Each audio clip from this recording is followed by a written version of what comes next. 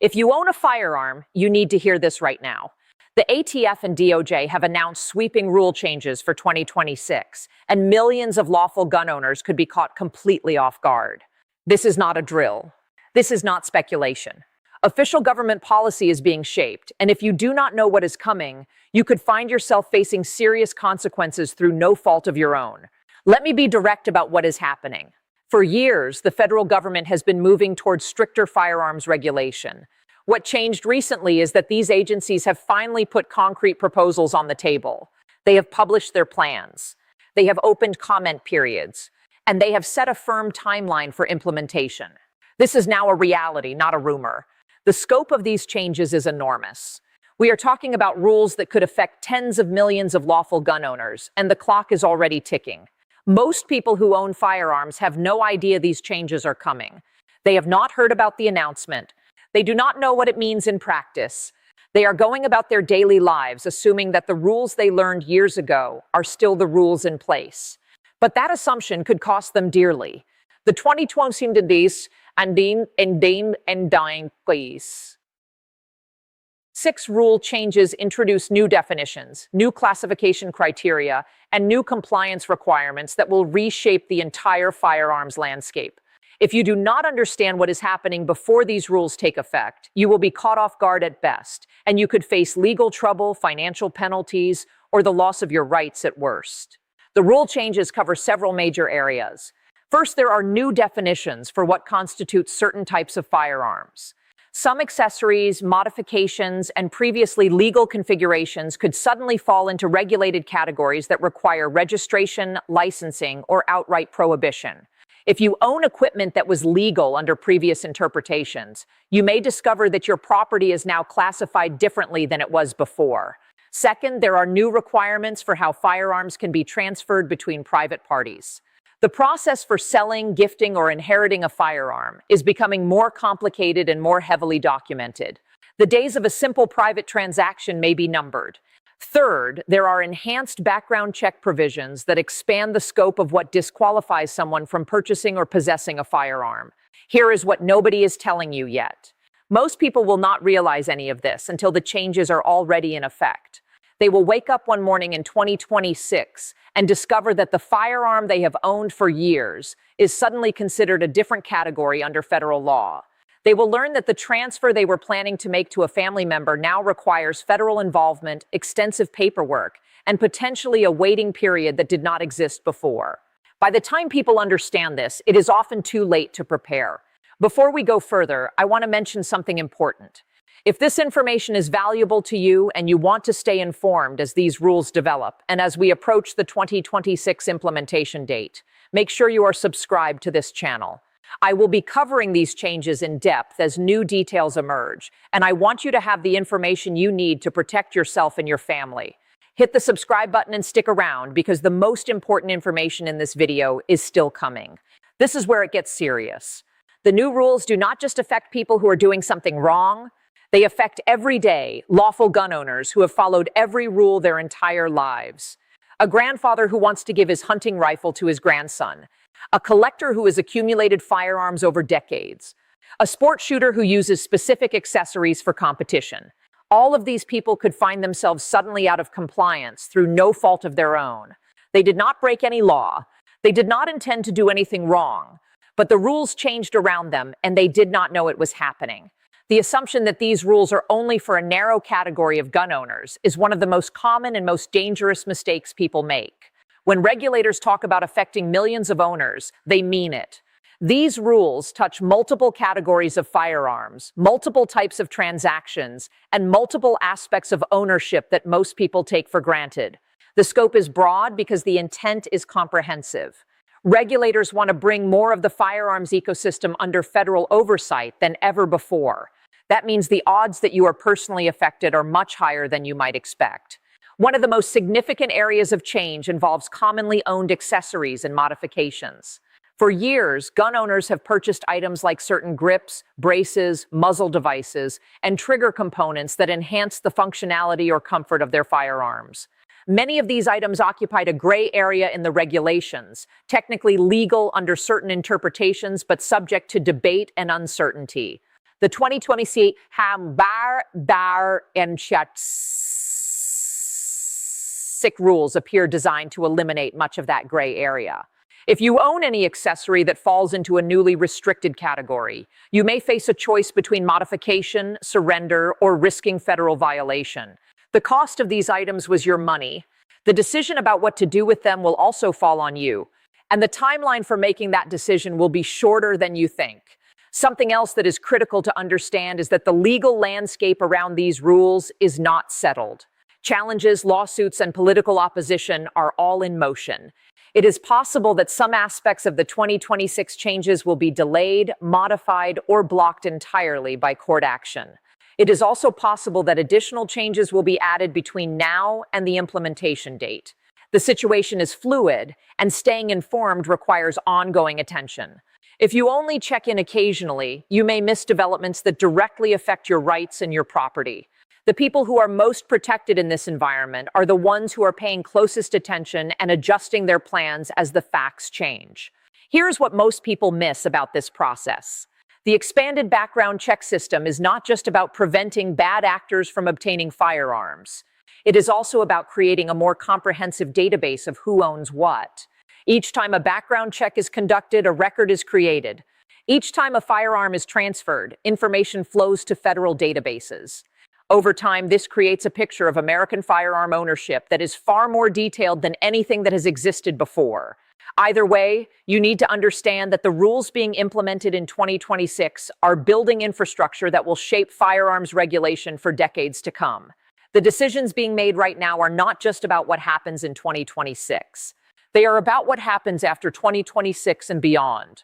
The background check provisions deserve special attention because they represent a fundamental shift in how the government tracks firearm ownership.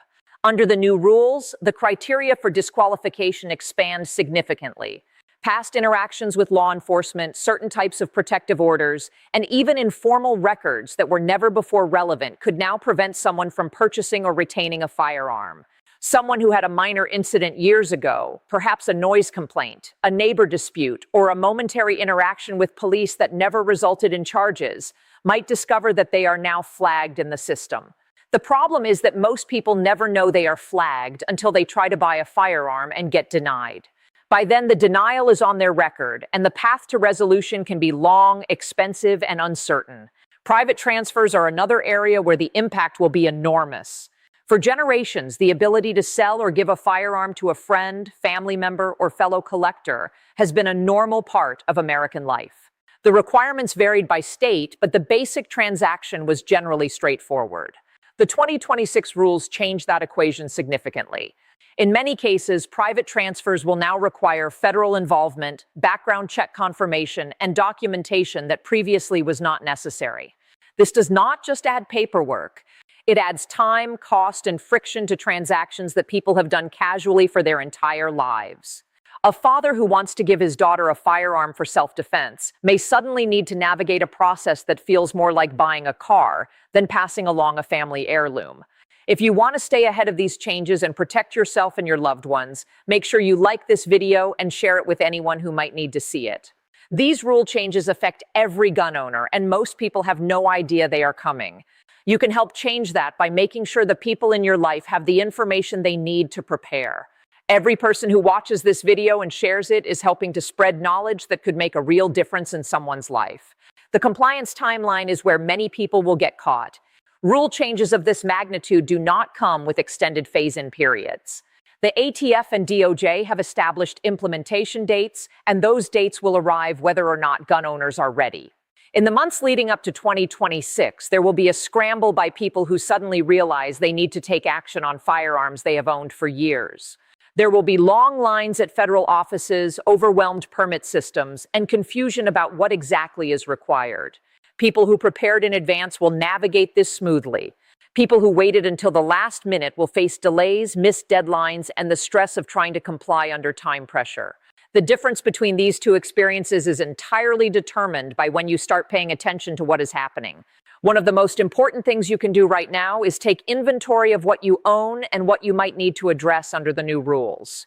If you have firearms with accessories that could fall into newly restricted categories, you need to research whether those items will be affected.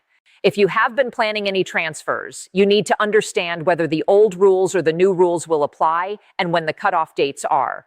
If you have any history that could affect your background check status, you need to find out now rather than discovering a problem at the worst possible moment. Preparation is not optional. It is the only thing standing between you and a compliance problem in 2026. The question of what to do with restricted items is one of the most difficult aspects of this situation. In some cases, modifications will bring an item back into compliance. In other cases, surrender or destruction may be the only legal option. The rules around each category will require careful study. The decisions will not be easy, but making them with time to spare is far better than making them under pressure with a deadline looming. The gun owners who approach these decisions calmly and methodically will be far better off than those who wait until the last moment and scramble to figure out what to do. There is also a financial dimension that many people underestimate. Compliance with the new rules will not be free. Registration fees, permit costs, transfer fees, and potential modification or replacement of restricted items will add up. For someone who owns several firearms and accessories, the total cost could be substantial. Planning for these expenses now, rather than being surprised by them in 2026, is essential to avoiding financial stress on top of everything else. What makes this even more concerning is the way these rule changes are being structured. Many of the new requirements do not just apply going forward. They create retroactive obligations. That means existing firearms, existing transfers, and existing arrangements that were legal under the old rules may now require action on the part of the owner. You may need to register something you already own. You may need to obtain a permit you never needed before. You may need to modify or surrender equipment that no longer meets the new standards. And if you fail to take those actions within the required time frame, you transition from lawful owner to unintentional violator. The government will not send you a personal reminder. The consequences will simply arrive when you least expect them. For many lawful gun owners, the thought of suddenly being out of compliance through no fault of their own is deeply troubling. These are people who have followed the rules, respected the law, and treated their firearms responsibly. The idea that a regulatory change could suddenly make them criminals in the eyes of the federal government is not just a legal concern. It is an emotional one. That emotional response is real and valid.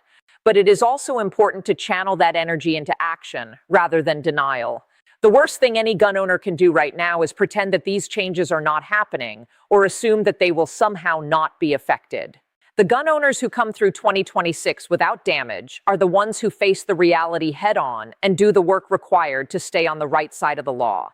The scope of impact extends beyond individual owners to businesses, ranges, and organizations that operate in the firearms space.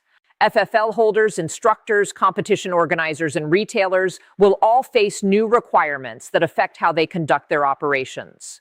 Many of these entities are already struggling to understand what compliance will look like and how much it will cost.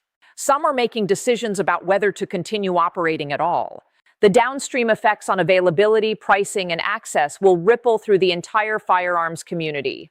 If you purchase firearms, ammunition, or accessories from any source, these business-level changes will eventually affect you as a customer. What is happening with the ATF and DOJ right now represents a fundamental shift in the relationship between American gun owners and the federal regulatory apparatus. The changes are comprehensive. The timeline is real. The consequences for non-compliance are serious. And the window for preparation is closing. If you own firearms, if you care about your rights, if you want to protect your family and your property from regulatory surprise, then this is the time to start paying attention. Do not wait for the changes to arrive. Do not assume that someone else will handle it or that the problem will resolve itself. The information you need to prepare is available. The steps you need to take are clear. What remains is the decision to act. You are not powerless in this situation. Knowledge is your greatest asset. Understanding what the rules say, when they take effect, what they require of you, and how they might affect your property and your rights is the foundation of everything else. Every hour you spend learning about these changes now is an hour that could save you from a serious problem later. The gun owners who come out of 2026 in the best position are the ones who started preparing today. Make that choice. Make it now. And make sure the people around you make it too. If this video has been helpful to you, I want to ask one more thing. Please share it with someone you know who owns firearms. They may not have heard about these changes yet. They may not realize how close the implementation date is. Your sharing this video could be the thing that helps them avoid a mistake they will never forget. Subscribe to this channel, like this video, and take action today. The information in this video could be one of the most important things you ever share. Make sure no one you care about is left unprepared for what is coming.